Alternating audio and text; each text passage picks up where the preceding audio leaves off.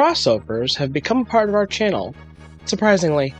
Whether it's popular anime like JoJo, Naruto, or Dragon Ball, or properties like Star Wars and DuckTales.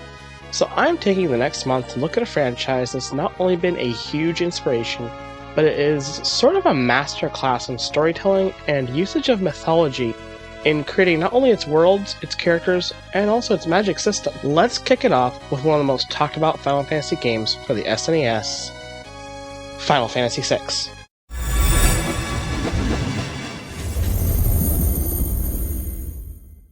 Oh, were you thinking of Final Fantasy IV? Sorry, we've got an extra special one planned for that entry.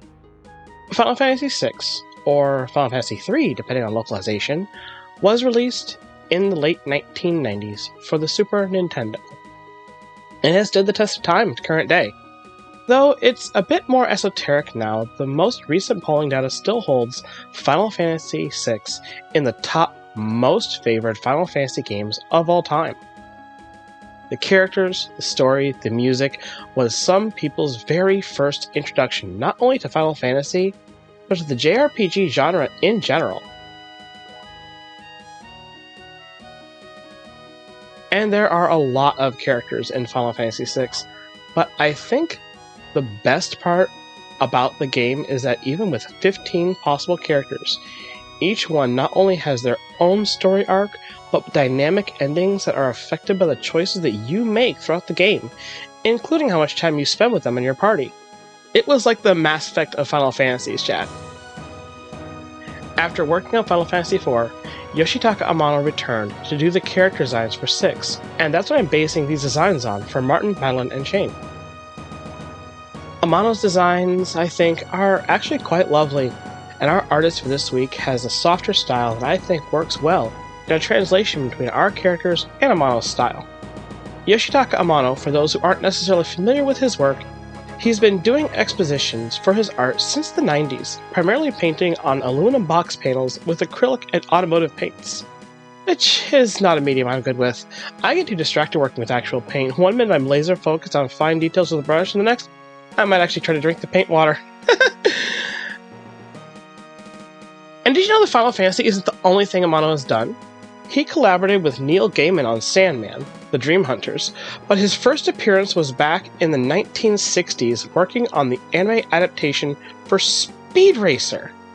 He created characters for Gatchaman, Tekkamon, and has 2 best-selling novel series, the Green Saga and the Vampire D series. Now that's the one Andrew likes.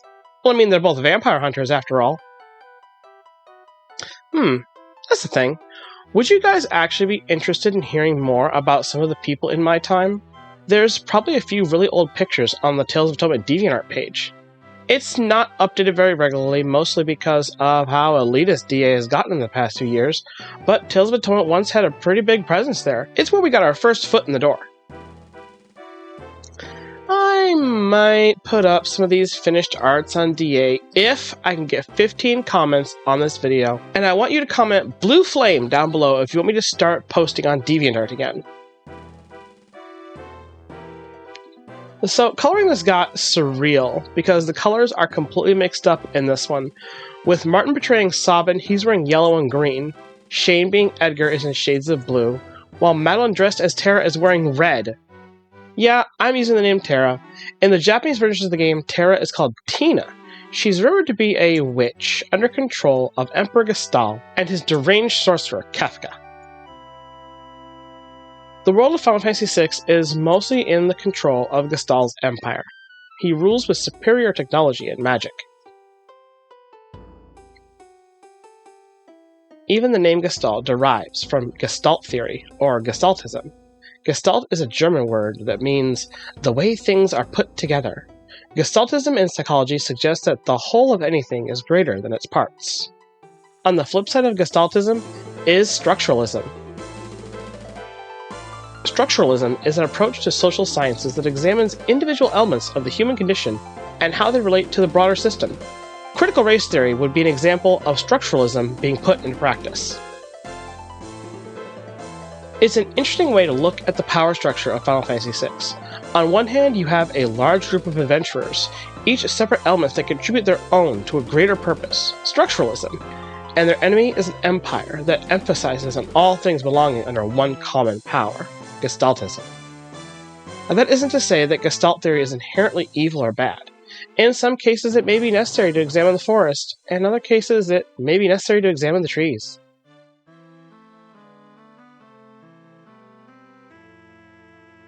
But going back to the characters for a minute, in reality, Terra is revealed to be part of an ancient race of monsters called Espers, which have some curious connections to Celtic lore.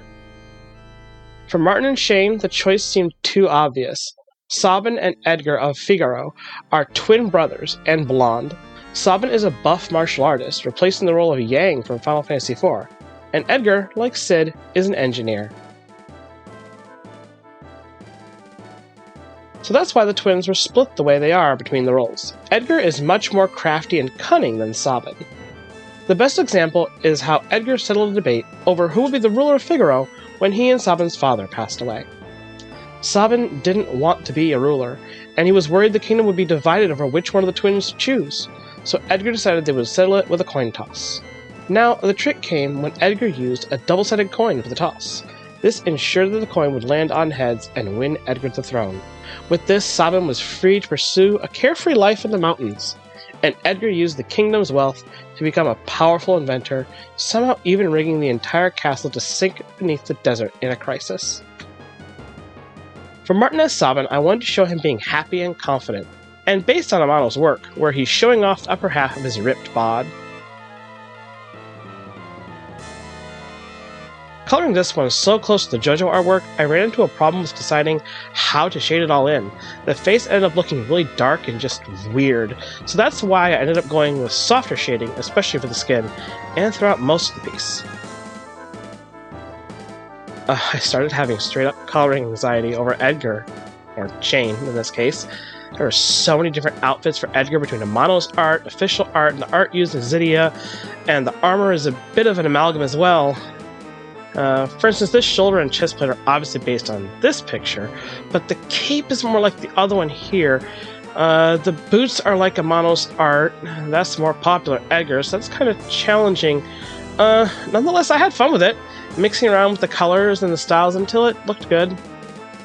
I just don't know. I think the colors made it look more like Garad at first. Like, it's not Shane as Edgar, it's Shane as Edgar disguised as Garad.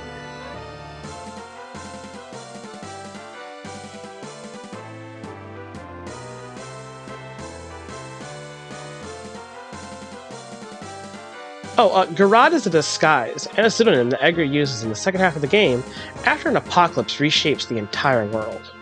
Garad is an anagram for his name, Edgar. Garad is supposedly a pirate or a thief that's trying to break into Edgar's castle, and he's doing this in order to rescue his kingdom from being trapped under the desert for over a year. I mean it when I say you've got to play this game if you haven't. It's one of the best JRPGs ever made. And never be afraid to walk away from a project that's stressing you out. Always just make sure you go back and actually finish it. Leaving behind too many unfinished projects would be like playing through the world of Ruin and forgetting or neglecting half your party.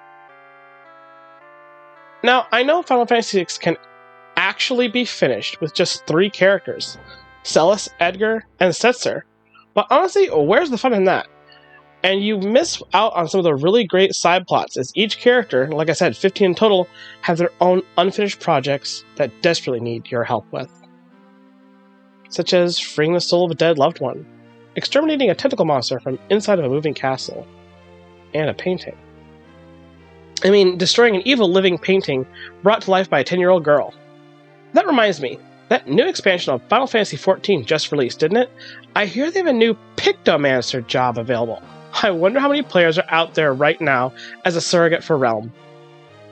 Hey, I wonder if I could become a Pictomancer. In Hindu, fire is considered the element that actually creates life.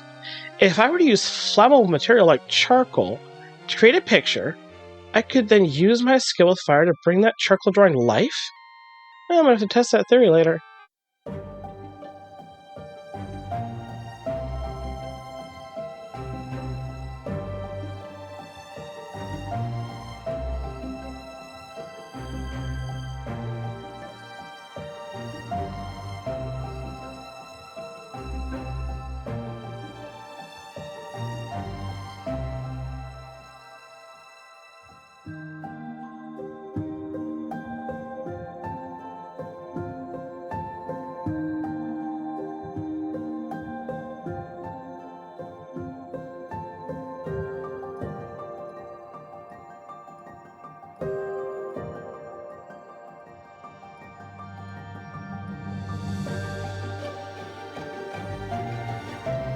Now, like with Final Fantasy IV, Final Fantasy VI also uses a lot of allegory and references to ancient myths and other cultures. In Final Fantasy VI, you eventually travel through a deep cavern only to wind up in the realm of Espers. This world sort of resembles the land of summons in Final Fantasy IV, but it's more closely related to a mythological place from Celtic mythology, the land of Tír na nOg. Tír na nOg refers to a place regarded as the otherworld in Irish mythology. Descriptions of Tír na nOg depict it as a supernatural island, a place of eternal youth and beauty, with endless joy and abundance for all. It's been called many names, most of which I simply cannot pronounce. Magmel, Fairyland, even Avalon, Tír Targair, and Tír Fotuin. Oh, my dad's gonna kill me. No matter what one calls it, Tír na nOg is described as a beautiful forested wilderness with a flowery meadow where the island inhabitants make their home. There's a salmon-filled well that can be found in the middle of a grove of 9 hazels, and a large lake with clean blue water that is calm and inviting. In the center of the island there stands an enormous tree that is home to many songbirds. However, mythology states that these birds are actually the souls of the dead who have come to Tír na nOg. Near the well, there is an enchanted drinking horn, and a tree with silver branches that grows golden apples. But that's not all. There are also entire cities and fortresses made of precious metals like gold and silver, and topped with feathered thatch, but no one knows how many for sure. Colored flowers litter the meadow, and bees flit from flower to flower, creating a delicious honey that can only be found in the otherworld. But who inhabits these fortresses and cities and meadows and forests? The Tuatha De Danann. This is a term that's come up multiple times in our series. Cassandra even makes the claim that she's directly related to the Tuatha De. But who are they? Also called the Tribe of the Gods, the Tuatha are a race of supernatural beings said to dwell in the otherworld. They're the kings, queens, druids, bards, warriors, heroes, healers, and craftsmen of ancient Ireland, and many depict them as deities of pre-Christian Gaelic Ireland. It's said that Tuatha women are always beautiful, and it's well known and accepted that many of the Tuatha will go between the human and fae world, regularly interact with, and even helping further humanity. The Tuatha are associated with the Sidhe, the fairy folk. Prominent ancient Battlegrounds, such as Brún na Bíonn, are said to be entrances to Tír na nOg, but there is more than one way to get there. And it should be noted that Tír na nOg itself is hostile toward unwelcome human visitors. Best advise you don't go there without an invitation from a resident. The ruler of Tír na nOg, and the Tuatha that live there, is said to be Manan MacLear, a god of the sea and a great warrior king. He's usually accompanied by his wife and a daughter who has golden hair. So this feels like it directly mirrors the family of Madun, Madonna, and Terra. Look at Amano's artwork. Terra has golden hair. In fact, Madonna, Terra's mother, is actually called Madeline in the Japanese version of the game. So how does the Esper world mirror Tír na nOg? Well, first of all, comes the fact that just like with the Esper world, getting to Tír na nOg usually involves traveling deep into a cave, though some depictions suggest an enchanted boat, traveling through a sudden storm, or being spirited away by a denizen. In the case of Final Fantasy VI, for instance, Madeline, Terra's mother, not Madeline, runs into the sealed caves to escape a storm. She's sick of the hatred and wickedness of humanity, and seeks refuge in the land of the Espers. From there, she meets Maduin. Though terrified of the Esper's monstrous appearance, through spending time with Maduin, he and Madeline eventually fell in love, and from that love came Terra. Now, it's interesting because the name Maduin is thought to be Maelduin, a protagonist in the old Irish folktale, The Voyage of Maelduin. Alfred Tennyson also wrote a poem about this character, and wouldn't you know it, the 8th stanza sounds like he comes to Tír na nOg. And we came to the bounteous isle, where the heavens leaned low to the land, and ever at dawn from the cloud glittered over us to sunbright hand. Then it opened and dropped at the side of each man as he rose from his rest. Bread enough for his need till the laborless day dipped under the west. And we wandered about it and through it. Oh, never was time so good. and we sang of the triumphs of Finn, and the boast of our ancient blood. And we gazed at the wandering wave as we sat by the gurgle of springs, and we chanted the songs of the bards and the glories of fairy kings. But at length we began to weary, to sigh and to stretch and to yawn, till we hated the bounteous isle and the sun-bright hand of the dawn.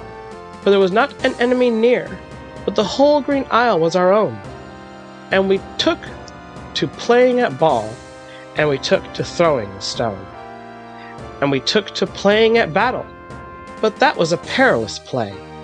For the passion of battle was in us, we slew and we sailed away.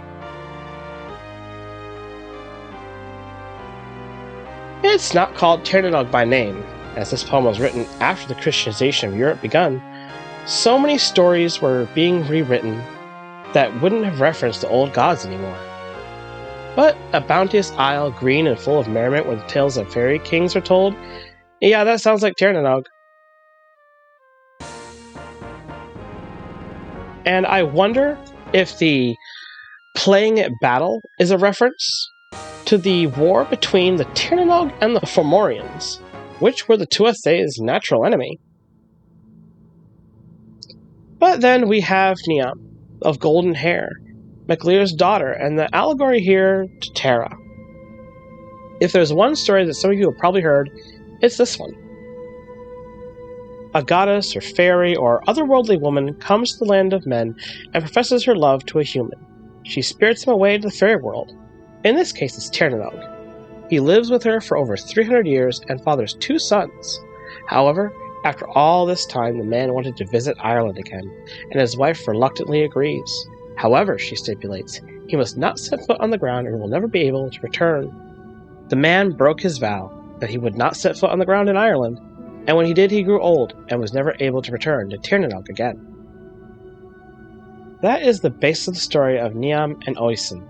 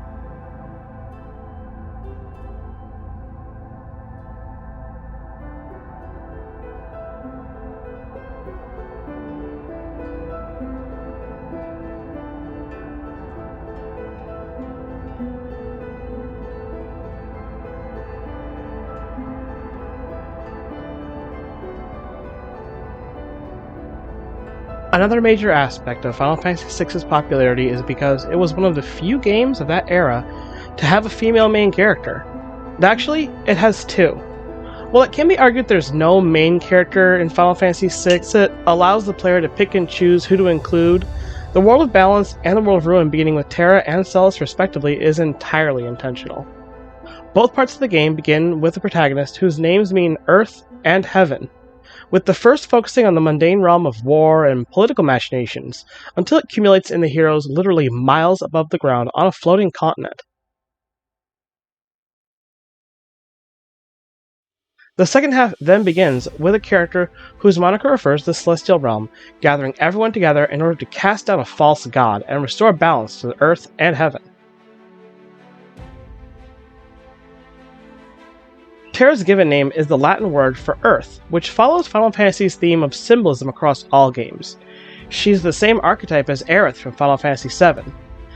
Though Terra doesn't have that connection with the planet, her abilities are grounded with a universal source, the Warring Triad, a trio of statues found in the land of Espers that functions kind of like a Pandora's box, keeping catastrophes at bay. Her innate ability is fire, and along with the Earth reference in her name, completes her half of the elemental puzzle shared with Celis, whose innate ability is ice. Like Aerith, Terra is half human, half other. Come to think of it, so am I, and my element is also fire. Oh. Terra set the standard for Final Fantasy magical girls. Her story practically mirrors Aerith in a variety of ways. Terra was kidnapped by an evil organization as an infant, raised by them, and forced to do their bidding in hopes she'd lead them to the place of ultimate power within the Esper world, standing in for the Promised Land in Final Fantasy VII's regard. They are both reminiscent of the Fae and She, with the former bearing resemblance to the Fairy Mound.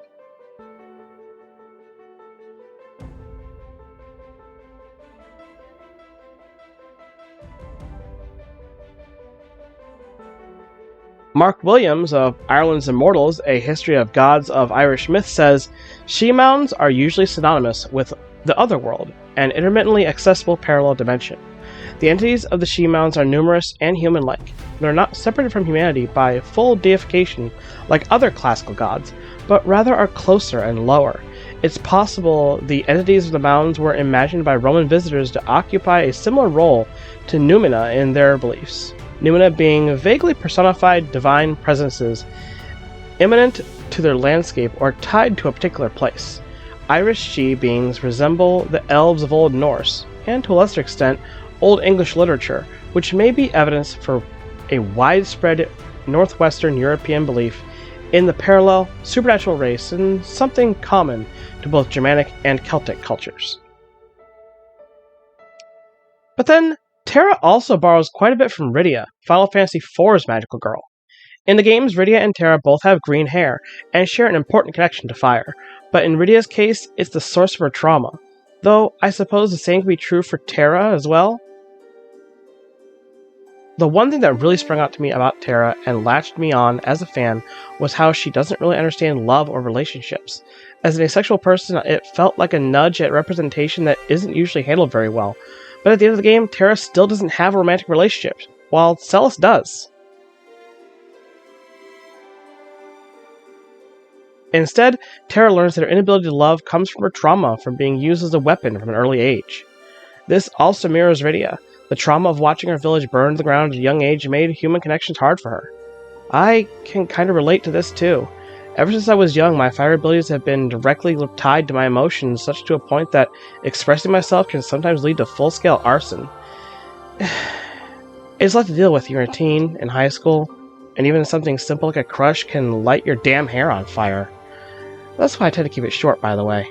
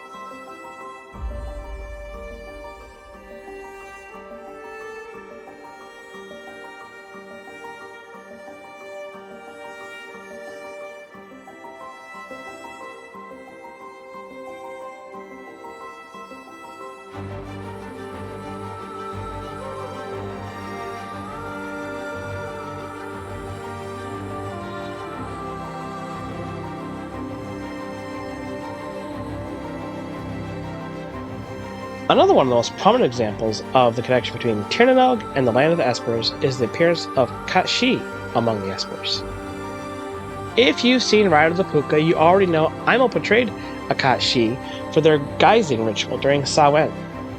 Now Kat-Shi, in the original English release of Final Fantasy III, as it was called, was only known as Stray, but in every other version it's been changed to Kat-Shi. A Kat-Shi is a fairy creature from Celtic mythology. It is said to resemble a large black cat with a white spot on its chest, primarily a Scottish creature. Still, few of them appear in Irish mythology as well. In the Highlands, it's believed it was unlucky for a cat to pass over a corpse. They feared it was the Katshi come to steal the soul before it was claimed by the gods. They thought the soul lingered close to the body, so it must be watched day and night until the burial. These watches were called the Late Wake. All sorts of tricks were employed to keep the Katshi away. There were games of leaping and wrestling meant to keep them distracted as they loved to watch these events, and putting catnip all over the house, in every room but where the body rested, to lure them away. Riddles were asked but never answered, as they knew the Katshi would stop to puzzle the replies, and music kenned as Cornach or Laments was played because the cat would stop to dance. All fires in the room where the body was were put out, since the warmth would draw any cat, and a Katshi might slip in amongst them. On Samhain, or All Hallows Eve, a saucer of milk was set out on the steps for them, and they would pass blessings to the houses for these gifts. And if you failed to place out the offering, they would curse your cows, causing their milk to dry. Katshi are said to walk upright on their hind legs unless a human is around, and they'll walk on 4 legs in order to disguise themselves. Some stories claim that a Katshi is actually a witch in disguise. The stories say that a witch can transform into a cat but only 9 times. On the 9th transformation, the witch will remain a cat forever. Though there is no definitive knowledge on it, this myth is thought to be where the proverb, "cats have 9 lives," comes from. But also, cats have a surprising amount of durability and agility that enables them to survive against odds that humans would not. And cats certainly are an OP animal build. Mine was born and raised feral, and now he patrols around for me. I wonder if he could be a Katshi.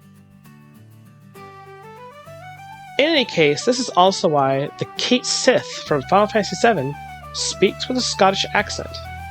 And in case you were confused about that, it's actually a pretty awesome thing for the localization to do. Oh my gods! Speaking of localization, I can't talk about a Final Fantasy VI video without mentioning the infamous Submariner statement. And that's because I know what it all means. This is a scene that takes place in Final Fantasy VI, after Terra, Edgar, and Locke have escaped Kefka, the game's main antagonist. Kefka is left in the desert cursing at them. Now, looking at the text side by side, we see this difference in translation. What does this all mean? This first part of the Japanese text is just Kefka expressing an onomatopoeia of frustration like, "Ah!" followed by a catch-all swear word, "Kusal." Depending on context, annotation, and many other factors that you can't really get from just text, this word can mean anything from gosh darn to a literal F-bomb. But how do you get Submariner from that? Here's where it gets complex. And I'm going to use an example from a completely different, unrelated franchise to prove my point. And there's a bit of an esoteric mecha anime called Full Metal Panic, and in the second series titled Full Metal Panic, Fumofu, there's an episode where the tertiary main character, Tessandra Testarossa, has to perform CPR on the main character, Sosei Sagara. In both the English and Japanese versions of the show, Tessa makes a reference to being a submariner. However, since Japanese is not the character's first language, the word that she uses actually refers to a slang term used by men who are seeking sex workers when they make port. So going back to Kefka's statement, son of a submariner would be an offensive way to refer to someone's mother, more akin to saying son of a bitch.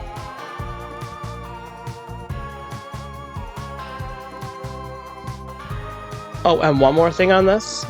The submarine that Tessandra Testarossa actually owns is called Tuathe de Dana.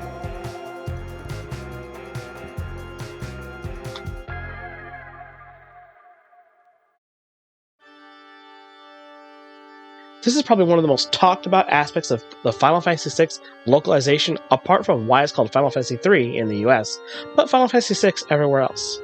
And that's because at the time, only 2 Final Fantasy games were localized. The first Final Fantasy game for the NES, and the 4th game.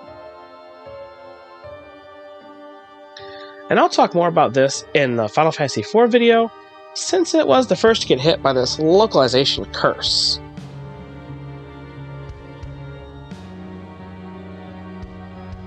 This is what led to a lot of the confusion with the release of Final Fantasy VII because it broke the numerical order.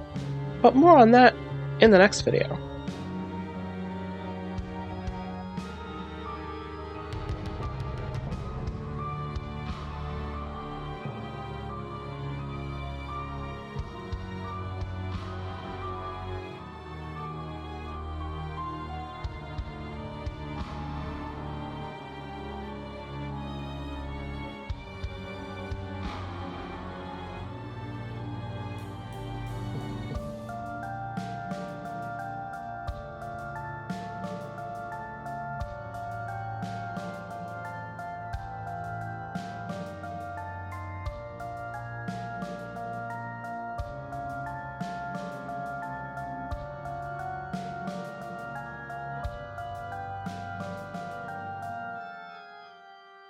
I had so much fun putting together the story for this one, and it gave me the chance to mention Tír and nOg, since it's bound to be a large part of the story going forward.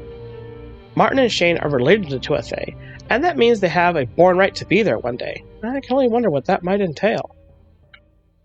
Art for this week was by Frizz on Fiverr, or they go by Is. They're a passionate artist with an education in graphic design, but they're also skilled in digital illustration and advertising. There's even the work as a street artist.